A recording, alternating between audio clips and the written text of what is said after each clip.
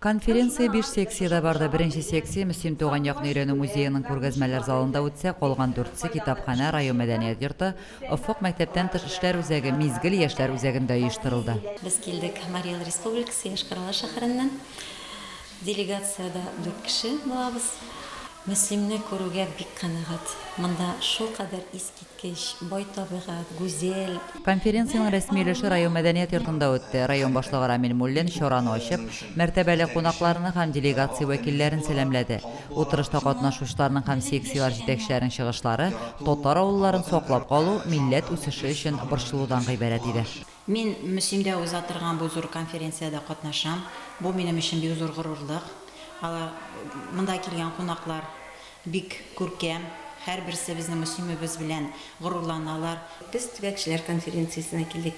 Бүген монда туган, төбәген, яшәгән, җирлеген, өйрәнгән төбәкчеләр килде. Мөслимдә инде аеруча горурланып йөрдек, чөнки монда тырыш кешеләрнең яшәвенә сокланып, менә шундый булганлыкка, матурлыкка гөлхәйран калып, ләззәтләнеп, хозурланып йөрдек. Авылларыбызны ярату гына аз, аларны чәчәк аттыру өчен уртак тырышлык кирәк. Шул очракта гына перспективасыз авылларга да яңа сулыш өрергә булыр иде. Лилия Шәймиева, Айрат Фазылов, Мөслим телевидениесе.